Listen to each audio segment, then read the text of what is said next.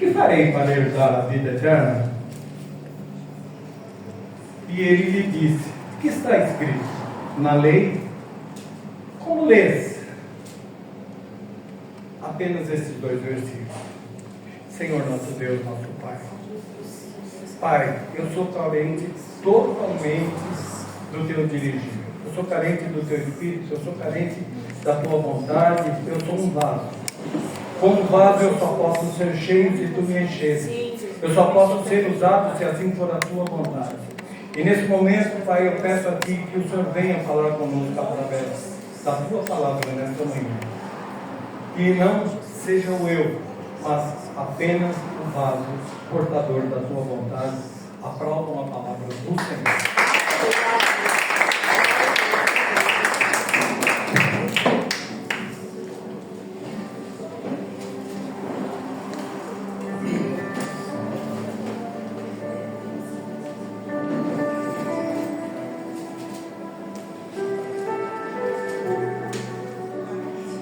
Essa parábola é muito conhecida de todos, e nós a chamamos de a parábola do bom samaritano. Mas hoje nós vamos nos ater apenas a esses 2 versículos, o versículo de 25 e de 26. Essa parábola, na realidade, é o próprio Senhor Jesus. Ele é o bom samaritano. Ele nos dá o exemplo de como nós devemos nos portar diante de uma situação. Aí, no caso, a cura, a ajuda a um homem onde a lei dizia que ele não valia nada. Ele não era digno de ser ajudado por ninguém. Mas Jesus se faz essa pessoa através da vida desse homem. Irmãos, se nós olharmos, é possível deixar os 2 versículos na mão?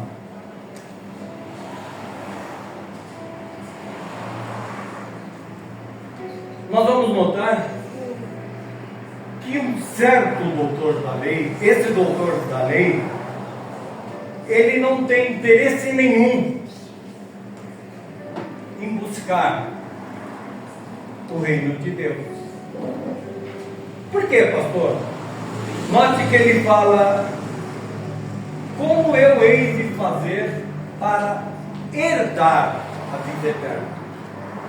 Nenhum de nós aqui podemos herdar a vida eterna, porque herdeiro, para ser herdeiro, tem que ser filho. Aleluia. Amém? Amém. Então nenhum de nós vamos conseguir entrarmos no reino como sendo um direito nosso, uma herança que nós adquirimos. Então esse homem chega, esse doutor da lei, ele vai especular a Jesus sobre a vida eterna. E note que versículo de número 26,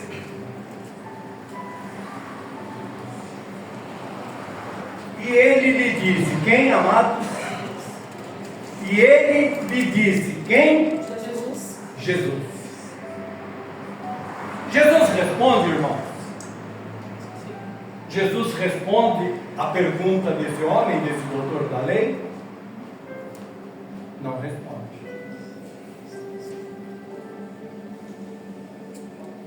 Jesus faz uma outra pergunta: o que está escrito na lei? Como lês?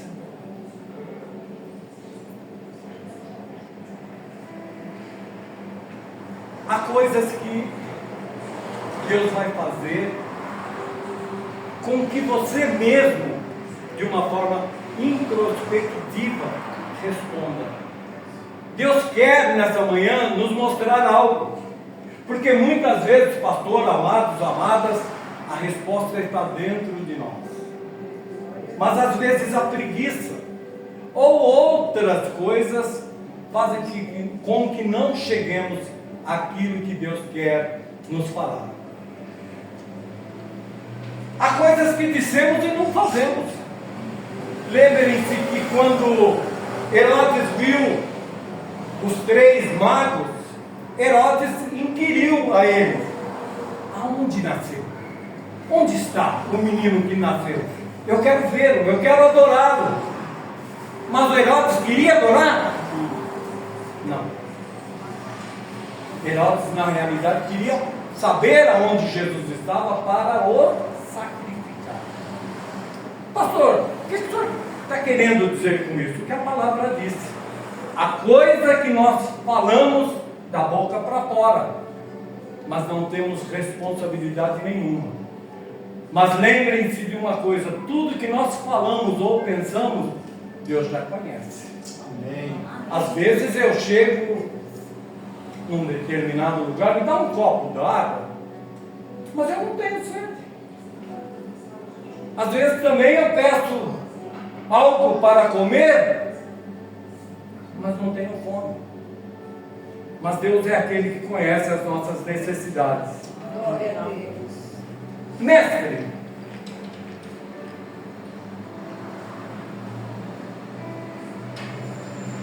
ele chama Jesus de mestre. Eu faço, juntamente com a igreja nesta manhã, a mesma pergunta: será que ele estava chamando Jesus de mestre por merecimento? Será que ele realmente tinha Jesus como um mestre? Porque ele era. E é. Mas esse homem, esse doutor da lei, olhava para Jesus como mestre? Ou ele era, como a maioria de nós, em algumas situações, ou como a maioria dos judeus naquela época, um hipócrita? Um hipócrita. Certa feita, o Tiago pregou aqui sobre a figueira. E Jesus, na realidade, ele pode ser a nossa figueira. Sabe por quê? Porque aquilo que ele demonstrava ser exterior, ele era no interior também. Então esse homem chega pelo exterior de Jesus.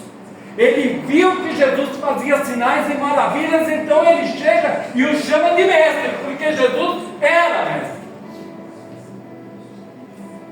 E faz essa pergunta: na realidade, o que ele está tentando arrancar de Jesus? Aquilo que só Jesus tinha e tem por dentro: toda a sabedoria, todo o conhecimento, todo o poder. Mas veja que o mestre, esse doutor da lei, ele só vê Jesus de fora. E ele quer saber o que Jesus tem por dentro. E Jesus vai e responde a ele. Nós vamos ver durante essa ministração maravilhosa o que Deus tem para nós nesta manhã. Glória a Deus.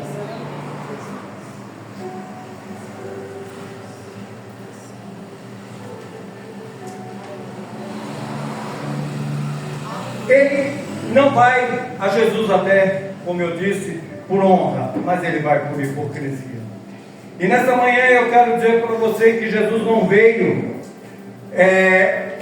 para confrontar aquilo que ele encontrou quando no seu ministério, ou seja, os sacerdotes, os homens, no qual esse fazia parte, os doutores da lei, os homens tidos com poder, até chamado, naquela época, esse homem, acredito, fazia parte do Sinédrio, a mais alta cúpula, não só de ministério, como também de poder em Jerusalém.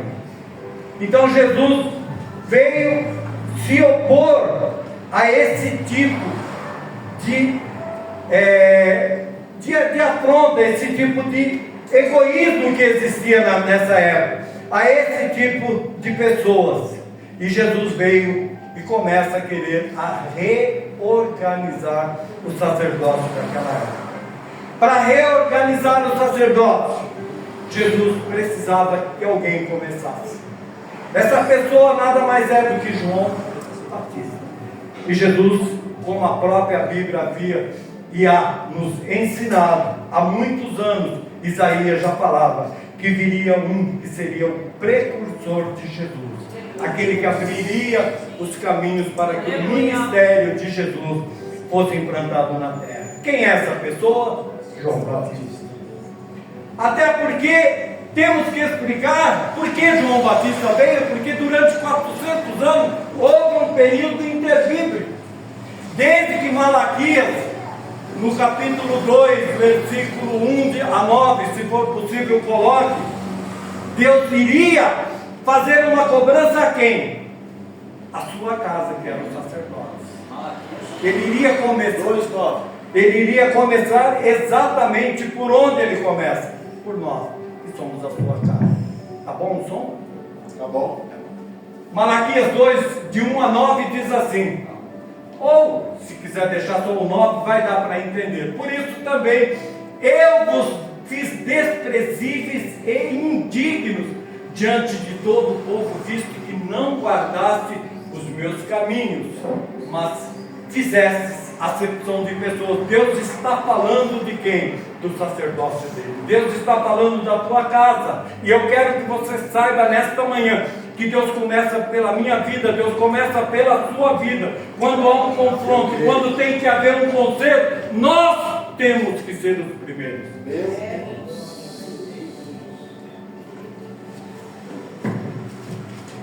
E continuando, aonde João Batista começa o seu ministério? Não é no templo, é no deserto. Irmãos, e eu quero que você atente para uma peculiaridade nessa passagem, quando nós falamos que que João Batista veio e começa a sua pregação no deserto. Entenda, meu amado, que somente para esse caso, o deserto aqui não significa o local onde Deus queria que João Batista estivesse, não fisicamente, mas seria um local onde Deus iria começar. Essa palavra significa o deserto, nesta manhã, um local de conserto. Olha aí, papai. Veio e começa a pregar num deserto. Veio e começa a pregar palavras de conserto. Mas, do deserto, ele tinha que pregar para onde? Para o templo. Porque começaria nele uma mudança que Jesus iria fazer. Do deserto, de um local de conserto para o templo. Essa era a vontade de Deus. João Batista está pregando no deserto. Em Jerusalém existe um determinado grupo, e João Batista não começa nesse determinado grupo. Qual é, pastor? Um grupinho selecionado de homens que estavam em Jerusalém. Era tido por Jesus, estou falando biblicamente, como um grupo religioso, como um clubinho religioso. E Deus não veio fundar clubes religiosos. Deus veio fundar uma igreja que começou, permaneceu e vai ficar até os últimos dias, até quando ele voltar. Eu creio. Jesus não veio fundar grupos religiosos. E se você acha que Deus, eu gostaria que você atentasse, porque eu vou falar, porque é forte. Sim, é forte, mas é a realidade. Jesus, você não acha que Jesus chama homens, mulheres, vasos, pessoas, enfim, homens e mulheres, para trazer no seu altar o que, pastor? Uma mensagem, uma palavra, seja ela de conforto, seja ela de cura, seja ela de ânimo, uma palavra vindo de Deus, com o intuito de eu vir aqui, pregar 1 hora, 1h30, 2 horas, alguns dias, o pastor, a pastora, a presbítera, ou seja, quem Deus quiser trazer aqui, e depois dessa pregação, nós irmos para a nossa casa, colocarmos a nossa cabeça no travesseiro e falar: eu fiz aquilo que Deus queria. Não foi para isso que Deus me chamou, não foi para isso que Deus me chamou. Não estou entendendo. Eu explico. Deus te chamou para ser um pregador aqui, na rua, Aleluia. no Glória a bar, Deus. na Aleluia. casa, no seu trabalho, na sua casa, no ônibus, aonde você estiver. Você é um portador da palavra. Aleluia. Glória a Deus. Eu creio nessa palavra. Aleluia. Deus quer que depois de pregarmos, não irmos à nossa casa dormir. Eu estou falando literalmente, mas o dormir é espiritualmente. Nós não podemos dormir. Nós não temos tempo de dormir. A igreja do Senhor não pode dormir. A igreja do Senhor tem que estar acordada a todo instante para fazer a vontade daquele que nos chamou para a boa obra. Aleluia. Eu diria que não. Não. 1000 vezes não, porque eu tenho que pregar 24 horas por dia. Com a minha vida. Na minha casa, no meu trabalho, se na faculdade, se no ônibus, se no trânsito, no carro, onde eu estiver. Irmãos, perceba que eu posso falar por mim. Eu não vivo 24 horas com o meu pastor, mas muitas vezes eu não consigo fazer a vontade de Deus. Muitas vezes, alguns aqui até que me conhecem no particular, sabem, esse homem falha. Sim, irmão. Eu sou um pecador, eu admito. Eu quero ser o melhor homem do mundo, mas eu não consigo. Mas eu estou no caminho buscando a perfeição. Não sou perfeito, mas estou no caminho buscando a perfeição. E Deus não requer de você perfeição, mas Ele quer de você a vontade de permanecer e buscar por Ele o caminho da santidade. Aleluia. Glórias a Deus. Aleluia. Como João Batista pregava no deserto. Você sabe, irmã Camila, como João Batista pregava no deserto? Meus amados irmãos, não percam o camelo das 5. Vai haver uma grande caravana hoje para o deserto. E todo aquele que quer ser rico, todo aquele que quer ter a sua vida transformada, sair dessa pobreza, sair dessa tapera onde você vive, venha para o deserto. Era isso, irmã Camila? Não, porque se fosse isso não haveria camelo suficiente. Como naquela época, como hoje, o homem busca o fio metal de uma forma acima da vontade daquilo que Deus quer para a nossa vida. Olha aí. Nós buscamos prazeres, buscamos coisas do mundo. E a palavra de Deus diz que não era assim. Em uma das suas pregações, e elas eram palavras de confronto, nós sabemos como João Batista pregava: raça de víboras, hipócritas, quem está ensinando a vocês a saírem do confronto que nós todos teremos diante de Deus naquele dia? Olha aí. E pregando essa palavra, João Batista olha, e de repente ele vê que vem vindo alguém diferente. É bom saber, irmãos, que João Batista não era um homem, ainda que se vestisse de pele de camelos, ainda que comesse gafanhotos, mel silvestre. João não era um iletrado, como muita gente pensa, não. João Batista era filho de quem? De Zacarias.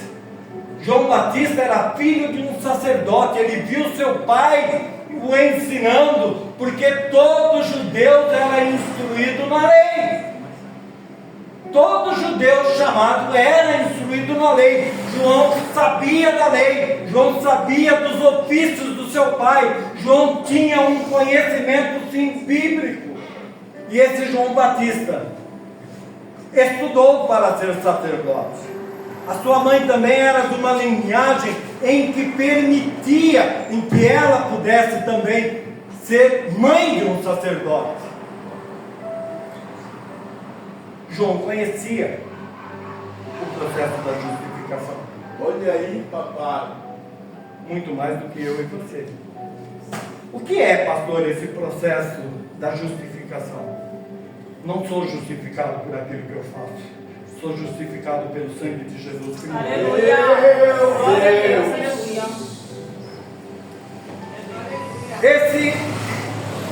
Sobre essa perspectiva sacerdotal que hoje nós chamamos expiação. Porque o que é expiar? É aquilo que foi pago. Expiação, ou um processo de justificação, expiação para nós nos nossos dias, tem o mesmo cunho, tem o mesmo peso, também nós fomos expiados. Jesus, quando morreu na cruz, ele cravou as células do meu pecado, do seu pecado. Aleluia! E disse: está consumado.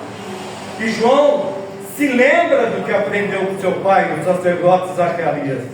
E quando ele levanta os olhos, levanta a cabeça, perdoe, ele vê que alguém diferente vem vindo. E ele reconhece. E ele diz: Este que está vindo não é um cordeiro. Este que está vindo não é um cordeiro comum. Ele reconhece que está vindo um cordeiro. Eu estou parafraseando, amém? Amém. Mas só que quando ele olha para Jesus, imediatamente ele diz para si mesmo: não é um cordeiro comum, não é um cordeiro comum. E Jesus vem se aproximando. Ele olha novamente, e quando Jesus adentra o lago, ele fala: este é o cordeiro que tira o pecado de toda a humanidade. Deus, amém. Por que ele diz isso? Porque ele sabia, ele tinha aprendido que uma vez por ano havia a necessidade de se matar um cordeiro, para que os pecados de todos nós, principalmente da época, não nós, porque nós já fomos expiados, mas os pecados daquelas pessoas que viviam naquela época tinham um preço a ser pago, e era a vida de um cordeiro. Todo ano, 365 dias por ano, se matava um cordeiro, para que os pecados fossem perdoados. Não havia como, mas eles eram encobertos, os pecados eram encobertos. Aleluia, glórias a Deus. Jesus inicia o seu ministério após esse batismo. Após o batismo, Jesus sai da água e 3 coisas maravilhosas acontecem exatamente quando Jesus sai da água. A primeira é que o céu se abre. Eita Deus. Quando Jesus sai da água, o céu se abre. A segunda, o Espírito Santo de Deus, em forma de uma pomba, desce sobre Jesus. Olha. E terceiro, uma voz. Eita Deus, tremendo. Aleluia. Não era uma voz comum, irmã Camila, irmã Joyce.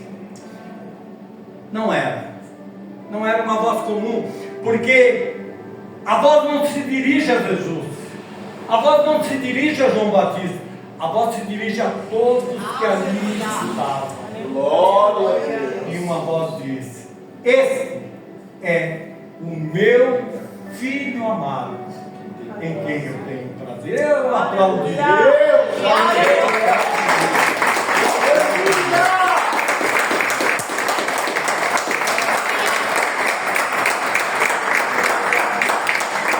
Note que essa voz não está falando em Jerusalém, mas está falando no deserto. A voz que fala no deserto: este é o meu filho amado, em quem eu tenho prazer. E onde começa o ministério de Jesus? A irmã Joyce, que sabe tudo de Bíblia, vai me responder. Na glória. O ministério de Jesus começa num barzinho? O ministério de Jesus começa numa casa de prostituição, porque naquela época já havia também. O ministério de Jesus, presbítera, por acaso buscava um campo de drogas, onde as pessoas se drogam até hoje? Naquela época, não a mesma, mas havia outros tipos de droga. Não. Jesus começa o seu ministério numa sinagoga. Olha aí. E é bom que você saiba como surgiram as sinagogas. As sinagogas surgiram quando o povo da Babilônia levou os israelitas, o povo judeu, em cativeiro. E lá no cativeiro eles podiam buscar Yahvé? De forma nenhuma. Eles eram escravos. Escravos não têm vontade. Escravos não podem fazer o que querem. E então, historicamente, nós sabemos que eles começam a se reunir onde? Nas casas. E aí, você tem que aplaudir esse Deus depois do que eu vou falar. Eles se reuniam na casa para fazer o quê? Para aprender aquilo que os pais ensinavam. Eles sabiam muitas coisas da lei, porque foram ensinados. Então, aí surgiram as sinagogas. E Jesus começa a pregar na sinagoga. E a palavra de Deus nos fala que uma certa feita, o Jesus saindo e vai até uma sinagoga. Quando ele entra numa sinagoga, por exemplo, ele entra, e aqui é um adentro a essa palavra, quando ele está ministrando, os demônios se manifestam. Os demônios se manifestam. E Jesus, apenas com a sua presença, expulsa os demônios. Apenas com a sua presença. E Jesus inicia na sinagoga e não teve oposição de demônios. Por que eu faço questão de colocar essas coisinhas? Porque, irmão, você não tem que se preocupar com o demônio. É o demônio que tem que se preocupar com você, porque você está coberto pelo sangue de Jesus. Aleluia. Você tem autoridade que não é sua, foi dada por Deus para expulsar o demônio. Nós não temos que vir aqui ficar cantando corinho e pedir para o demônio se manifestar, não. Mas se ele se manifestar, nós temos autoridade para levá-lo para fora, em nome de Jesus. Amém? Então, quem eram os opositores de Jesus se não eram os demônios? Eram os doutores também.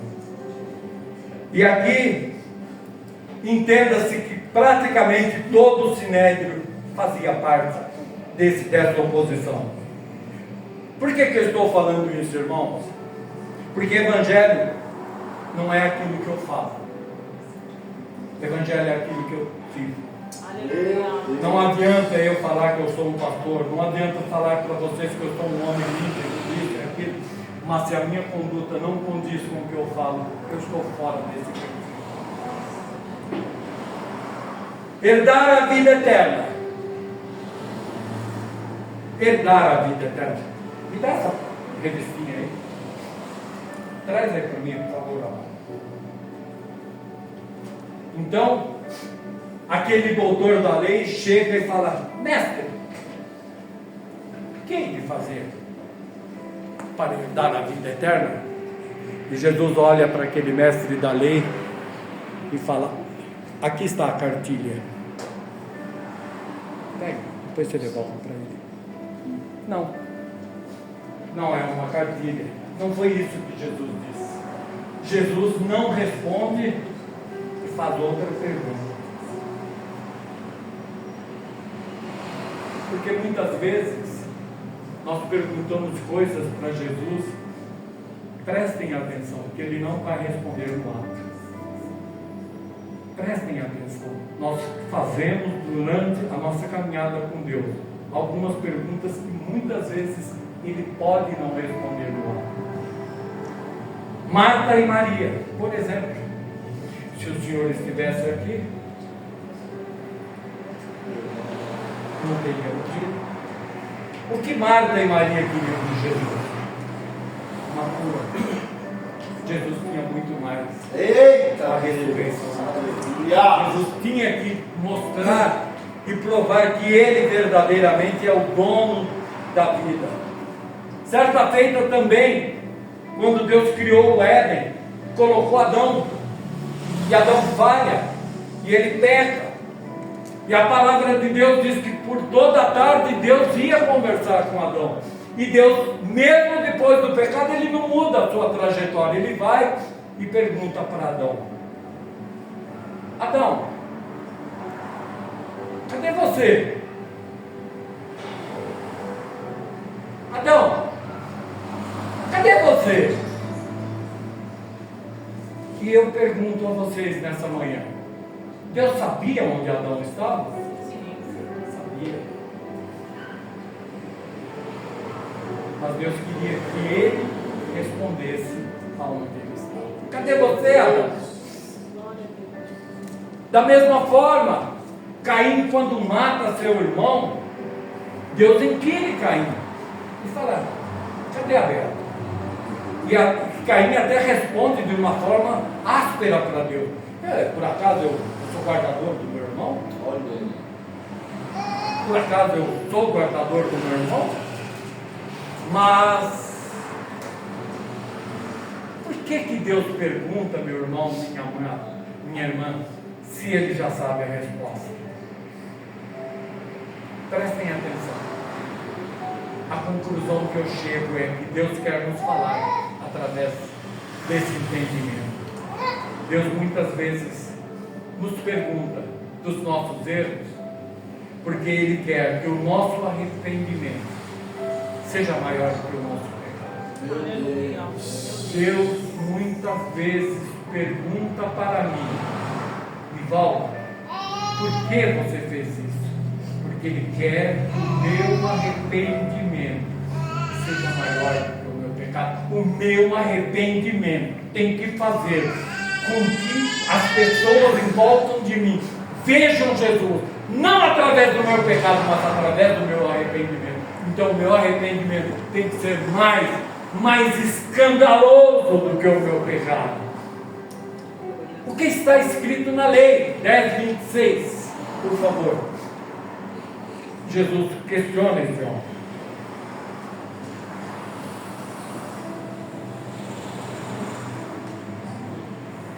O que está escrito na lei? Como lês? A resposta está dentro de nós. A resposta está dentro de você. Jesus não está chamando o doutor da lei para a resposta da alma. O que eu sinto, o que eu estou sentindo, porque muitas vezes nós conversamos com o irmão até a respeito de um texto bíblico. É normal a pessoa falar isso, não é, pastor?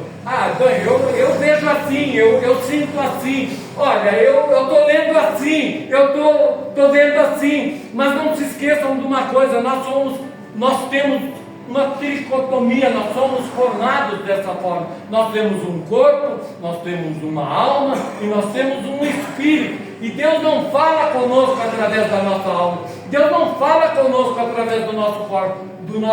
Deus fala conosco através da sua palavra, pelo nosso espírito. O Espírito de Deus contesta, fala com o meu espírito, e o meu espírito responde a Deus. Mas Jesus está chamando o doutor da lei para o que está escrito. Tiago, não é o que você sente, não é o que você viu,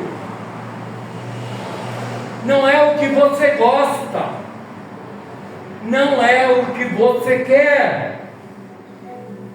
Tiago, não é a sua experiência, mas sim o que está escrito. A minha E a nossa e única intimidade com Deus não pode ser aquilo que eu sinto. Não pode. Não pode. Aí eu estou sentindo Deus aqui, amém. É uma forma de você se expressar. Mas você está vivendo o que Deus está falando? E Deus pergunta novamente ao doutor da lei: o que está escrito? Eu tenho que saber que Ele, Jesus, é o Verbo vivo, que desceu do céu, porque isso está escrito. Eu tenho que saber quem é Jesus. Qual era na época de Moisés os ensinamentos para o povo judaico? Eles eram de duas formas: oral e escrito. Deus chama Moisés e pede: Moisés, sobe comigo na montanha, ou melhor, sobe na montanha, que lá eu vou te passar alguns conselhos, alguns ensinamentos. E Deus começa a falar com Moisés, vai falando, vai ensinando, vai falando. E Moisés diz em certo momento: Senhor, eu já entendi tudo. E Deus diz: então, você ensinou tudo o que eu te ensinei de forma oral, mas agora eu quero que você escreva. Porque se amanhã ou depois você se esquecer do que eu te falei, você vai consultar o que eu te escrevi. Se amanhã ou depois você se esquecer do que eu te falei, consulte o que eu te escrevi. Está escrito, porque passarão céus e terra, mas a minha palavra. Aleluia! Aleluia! Glórias a Deus. Josué e o povo de Deus chegam diante do Jordão. É um empecilho, né, pastor? Como passar o Jordão, pastor? Eu creio que Josué, como era um homem sábio, pastor El, ele reuniu os cabeças das tribos, aqueles homens valorosos. Olha, nós vamos fazer aí uma confraternização, vamos buscar de Deus a forma como nós passaremos esse Jordão. Deus há de falar conosco. Foi isso? Não. Simplesmente ele ouviu a voz daquele que estavam os orientando até então. Então, quando ele chega diante do Jordão, eu quero crer que Josué disse a todos os homens: o que tem dentro da maná, a vara, mas a palavra. Está escrito que nós passaremos. Está escrito que nós passaremos. Está escrito, creia, passe, meu irmão. Está escrito. Então eles passam pelo Jordão. Em Lucas 4, quando Jesus entra no templo, uma das passagens mais lindas, a palavra de Deus diz que naquela época havia um homem que orientava todo o culto, um homem que iria dirigir todo o culto, era chamado do príncipe daquela noite. E ele olha para um e fala: ei, você leia um salmo. Ei, você fale alguma coisa dos profetas. E olha para Jesus. E quando ele olha para Jesus, ele fala: você aí, ponha-se de pé. Você, Tiago, ponha-se de pé. Vem até o púlpito e você vai ministrar a palavra dessa noite. Meu Deus. E a Bíblia diz que quando ele se dirige até o púlpito, aquele que dirigia, o dirigente daquela noite, olha para ele e fala: ei, irmão, abra no rolo de Isaías. Olha aí. Aleluia. Ó, e a Bíblia diz que Jesus abre, lê a palavra. E quando Jesus termina de ler a palavra, ele diz: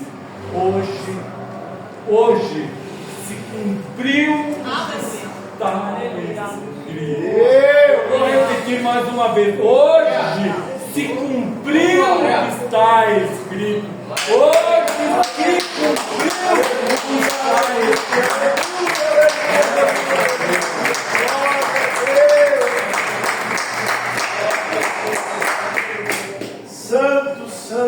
santas do Senhor. Sabe, Nena? Quando você caminha e observa a palavra de Deus, pode haver alguém que aponta o dedo para você e fala: ei, você não é filho de Deus. Olha aí. Mas você pode confrontar essa pessoa.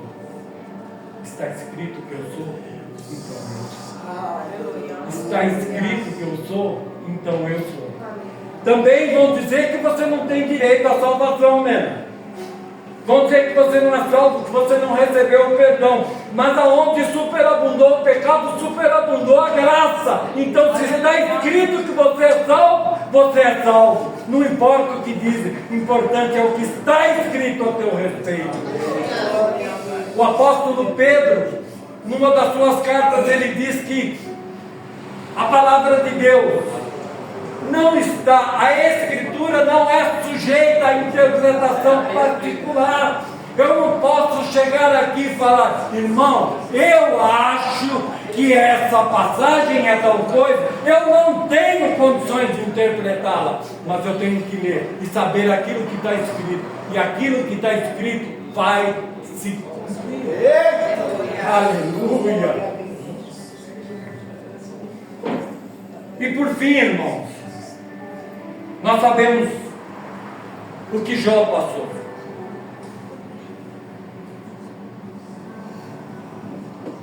Eu gostaria de terminar exatamente com essa passagem, porque é uma passagem riquíssima. E é uma das passagens onde nós não achamos defeito no personagem.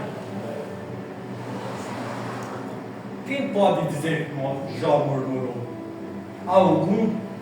Algum trecho das 42 capítulos, há algum trecho que fala: Jó pecou, Jó murmurou. Irmã, Jó era tão íntegro que ele ofertava pelos pecados dos filhos que não haviam cometido. Ele supunha que um filho dele tivesse feito tal erro, ele ia lá e sacrificava para que o filho tivesse alcançado misericórdia de Deus.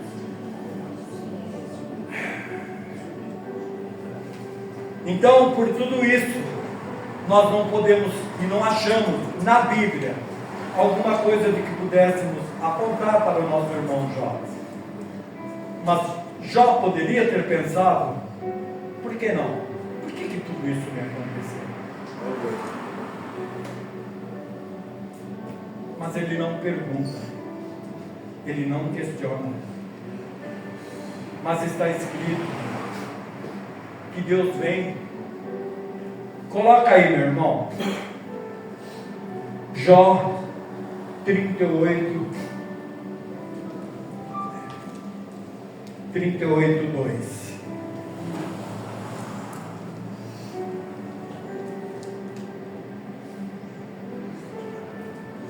Santo Deus, maravilhoso, bendito, amado. Jó 38, 2. Prestem atenção, irmão. Olhem para cá. Olha o que está escrito. Jó não questionou. Jó não murmurou. Mas eu quero, pela misericórdia de Deus, que Deus me dê graça para falar algo para você nesta manhã. Deus sabe o que você está passando. Meu Deus. Deus sabe o caminho que você está trilhando. Deus sabe os seus infortúnios, as suas alegrias. Deus sabe de tudo. E ainda que você não questione, Deus faz questão de responder para você nesta manhã. Ele é soberano. E por ele ser soberano, ele começa dizendo para Jó: quem é este que escurece o conselho com palavras sem conhecimento? Note que Deus não está falando diretamente para Jó.